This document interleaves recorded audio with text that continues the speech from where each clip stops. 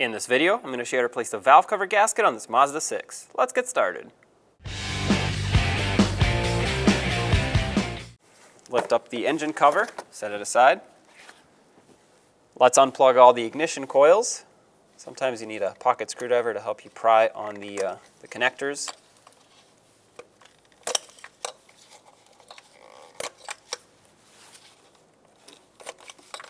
And then use an 8mm socket, unbolt all of them.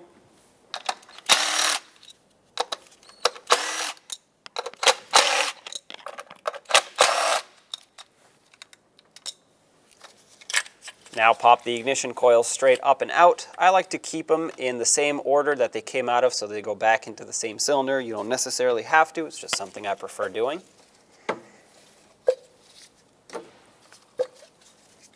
Let's unplug the VVT solenoid over here.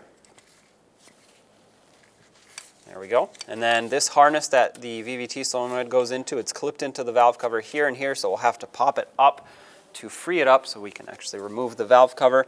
Use a trim tool or whatever you have available that'll pry this up, and in the back as well. Now you won't be able to really remove this wiring harness, but at least if it's freed up, you'll be able to shift it sideways however you need in order to slide the valve cover out when the time comes. Also, I'm going to remove the dipstick. It's going through the valve cover. I don't want to potentially break it, so I might as well take it out and set it aside now. Remove this breather hose off of the back of the valve cover. A lot of times these get stuck, so you have to kind of pry them off with something. Be careful that you don't break it though. Sometimes if you slide a pick underneath it, it'll get it unstuck off of the plastic. There we go. Put this aside. If you follow this hose all the way back here, there's a hose clamp. I'm going to remove the hose clamp so I can pull the hose out. It kind of runs across some of the bolts for the valve cover, so I prefer to just remove this hose. If you want to work around it, you can, but I find it easier to just pull it off of here.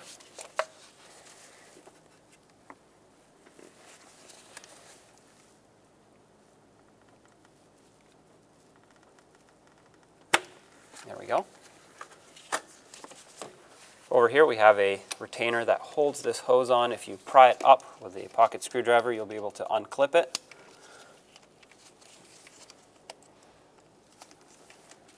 Once it's unclipped, remove the hose from it. On the other end of it, remove the hose clamp. You don't have to do this, but once again, I prefer to just get it out of the way. Pry it up, remove the hose, set it aside. On this side of the valve cover, you'll see this bracketry that holds a bunch of different things here, and we actually have to remove it because it's covering the corner bolt of the valve cover. And to loosen it up, you don't have to remove anything off of the bracket, you just have to remove the bracket itself and push it aside. There are two 10mm bolts down there that you can sneak a socket with a swivel onto and break them free.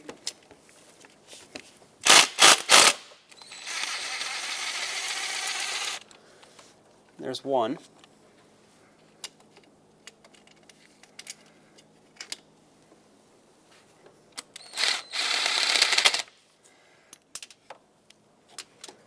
Fish that out. With those out, you should be able to pull this bracket aside. Like I said, it doesn't have to go far, just enough to get access to this bolt. Let's break free all of the bolts that hold this valve cover down, then remove them all. They're all 10mm in size. Start with the outer ones, go in a cross pattern, end with the center ones. That way it relieves pressure evenly off the valve cover.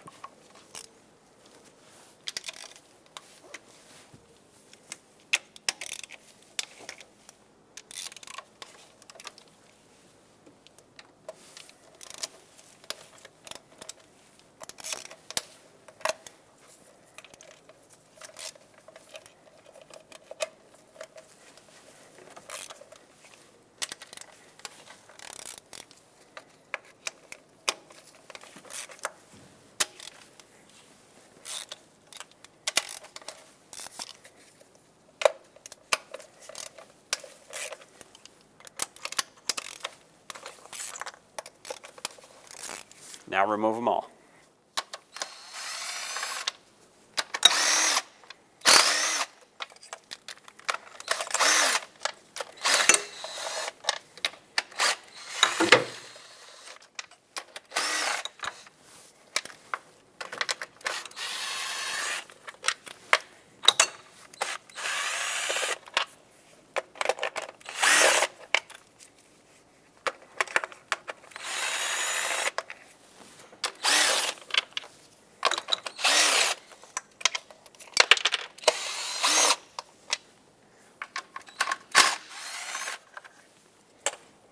All the bolts are the same, so no need to keep them separate. At this point, we just have to pry the valve cover up to break it free. Careful of where you pry, you don't want to break anything. As long as it's all unbolted, it should come right up. This clip back in. There we go.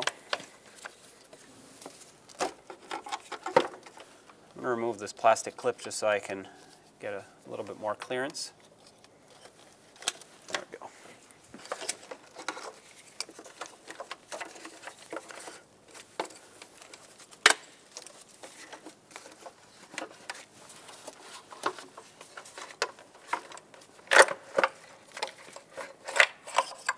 There it is. Now you're going to want to remove the old gasket. Doesn't matter where you start. This one is in fairly rough shape. It was leaking. It is dried up, so you want to be careful if it breaks, which a lot of times it does if it's very dried up. You don't want pieces of it to fall in the engine. Peel it away from the engine so that any debris that's attached to it doesn't fall inside. Remove it, and now let's clean up the mating surface. Clean up all of this oil. Make sure that the surface here looks good. This is perfect. For some reason you have debris, or shouldn't be any corrosion, but if there are any imperfections, clean those up so that the new gasket can seal up. You want this to be a nice flat machine surface. I'm not too worried about it being dry, as in no oil on it at all. I'm going to do that later. I'll run some brake clean on a rag across this. For now, I'm just removing the majority of the debris. At this point, let's go around the perimeter of the engine, and I'm going to scrape away from the engine. I'm actually going to use a razor blade. That'll allow me to scrape all this embedded dirt off a little bit better. You want to be very careful with this. You don't want to get any of this debris in the engine. And once again, it does not have to look perfect. It just has to be clean. On this corner right here, where this cam cap goes over for the high pressure fuel pump, as well as on the timing chain cover, the front engine cover here, there will be some RTV there that we have to scrape off, and we have to reapply new RTV before installation. But what's important is that you make sure you get all the old stuff off. Otherwise, if you don't perfectly clean the old RTV off, you may have an oil leak, and that is something you want to avoid, of course. Always be careful about how you scrape this debris off of here.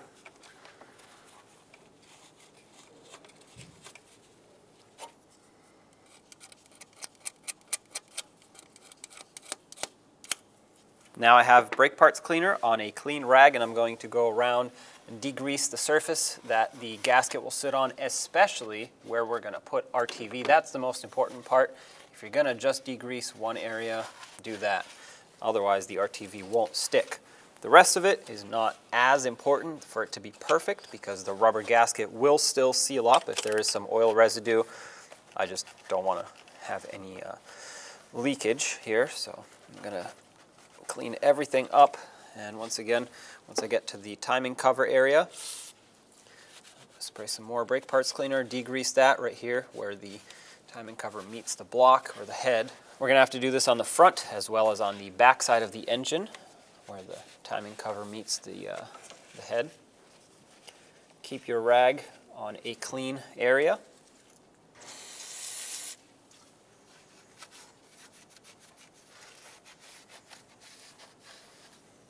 All right, gone around the whole perimeter.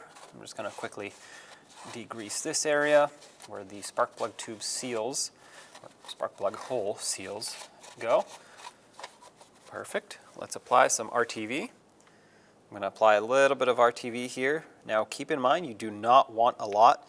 You just want about a pea size worth of RTV. Any more and it'll actually squish into the engine. If it's on the outside, it's not that big of a deal, although it's going to basically run down the engine. But if you put too much, it'll go in the engine, and that's what's bad. You do not want that. We'll do the same thing on the back side.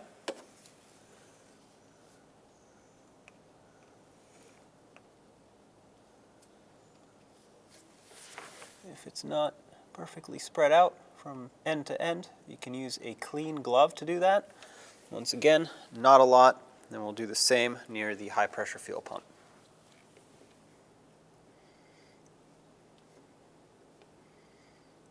This being a corner, not a flat surface, I'm going to put a little bit extra. Still, if it's too much, you can remove it. Now the gasket does follow the shape of the corner, so I'm not trying to completely fill it in, but that sharp edge is not sealable with just the gasket. I'm going to give this 1 to 2 minutes to tack up, and then we'll install the valve cover. Grab your valve cover gasket, lay it flat on the valve cover itself, and start in an area that is lined up, and it's obvious that it goes there. It pretty much can only go there one way, so that's why I like to start out in the middle here. It'll guide the rest of it into place as you press this down, and it's supposed to go flat into the holes. If it's not seated right, if it's like that, you want to make sure you adjust it. Otherwise, you will have a leak, and the valve cover will not sit all the way down flat on the head of the engine. Go around. It has little tabs that go all around. This is what helps the gasket lock into place. So that's why you're going to want to press it all along. This way when you flip it over to install the valve cover, it does not fall off.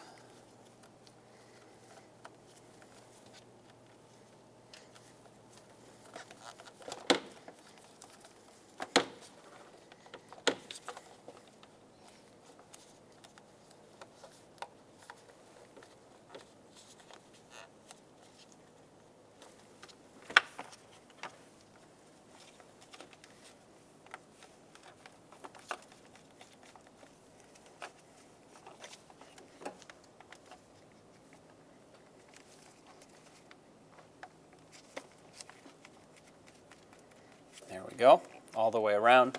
At this point, I always like to double check it to make sure that it is seated.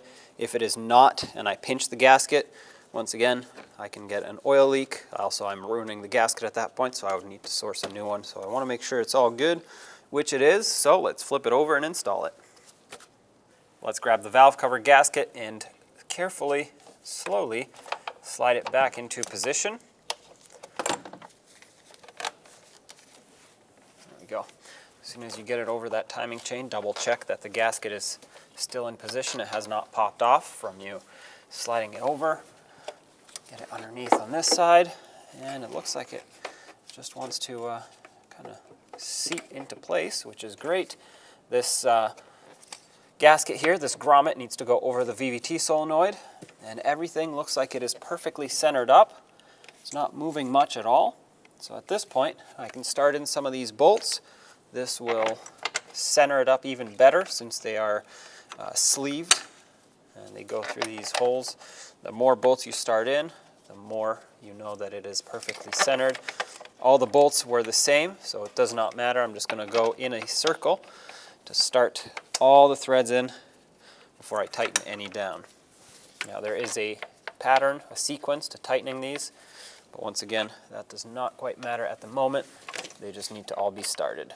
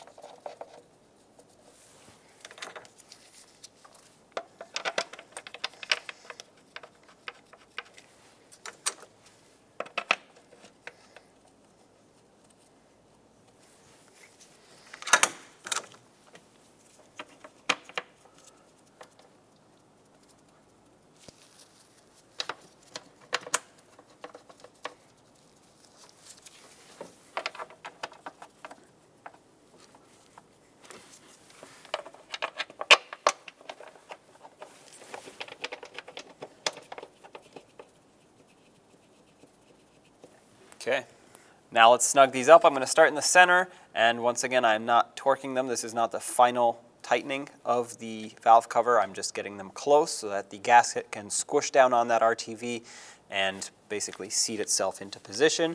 Going from the center in a cross pattern, working my way towards the outer bolts.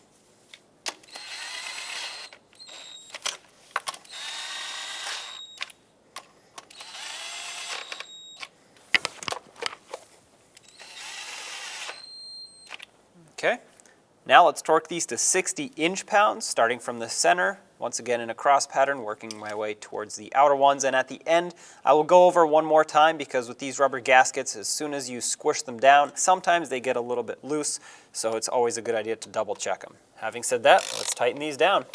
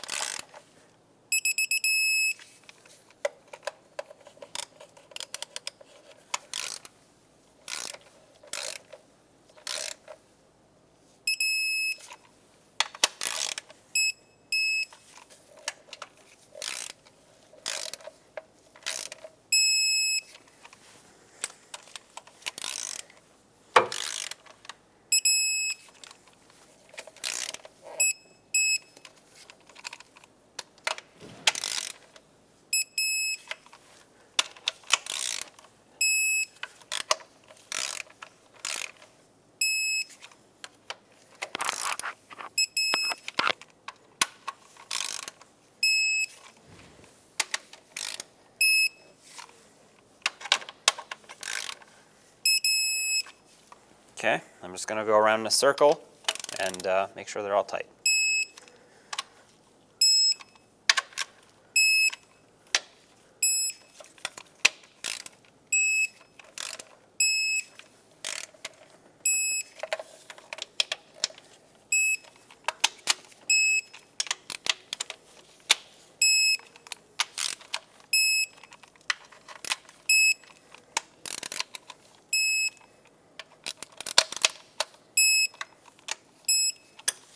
There we go. Now we have to reinstall this bracket here, or resecure it I should say, onto the engine because we removed it to get access to this bolt. This had the two 10mm bolts that were a little bit difficult to reach and to see. So what I'm going to do is stick my socket with a bolt in the socket back down and through the bracket. I can just barely see the mounting hole for it. As soon as I get this seated into the mounting hole, I can stick my extension with a swivel on it and try to very gently start this into its threads. There we go. I can guide the bolt in by moving this bracket around to kind of pull the end of the bolt into position. And then I'm going to tighten it. Now before I tighten this one fully, I will start the other one in as well. That way I can still move the bracket around, but I'm going to bring this in about halfway, so that's right about here. Pull my socket out, start the other one, and only then tighten them.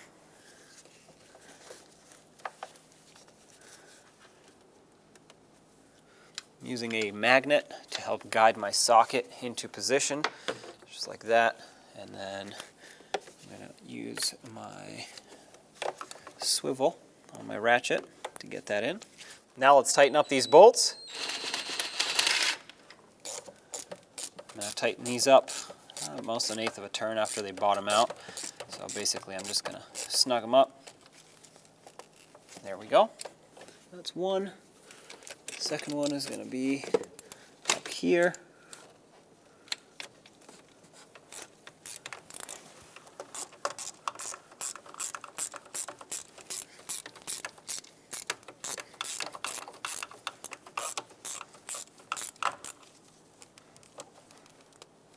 All right, get your tool out.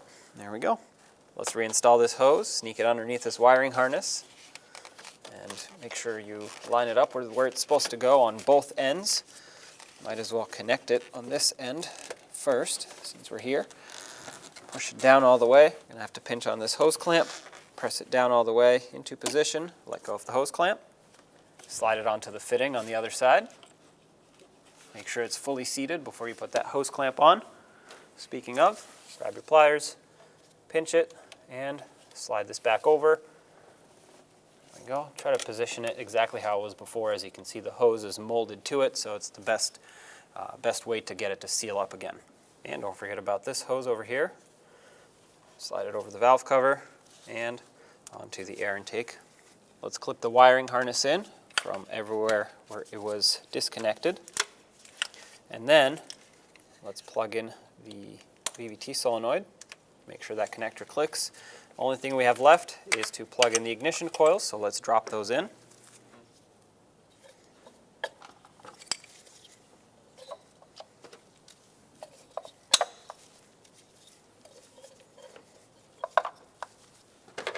Resecure them with all of their bolts. All the bolts are the same.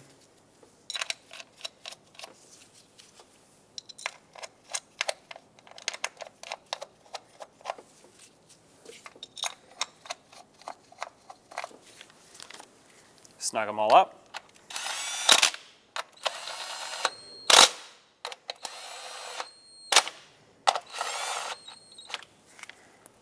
Since I'm here, before I torque the bolts down, I'm going to plug these in. Make sure they all click.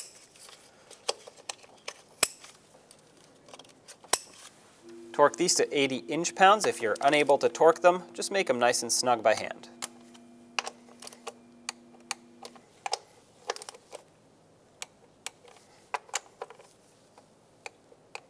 There we go. Reinstall the dipstick all the way down, and of course the engine cover. Line it up with the dipstick as well as the oil filler cap. And once it falls into its mounting points, there's two up front, one here and one there. Press it down, turn on the engine, make sure it runs smoothly, make sure you have no oil leaks, and there you have it. When only the best will do, demand TRQ. The only company that lets you view before you do. TRQ is committed to offering the highest quality aftermarket auto parts that are engineered for peace of mind. Thanks for using and viewing with TRQ.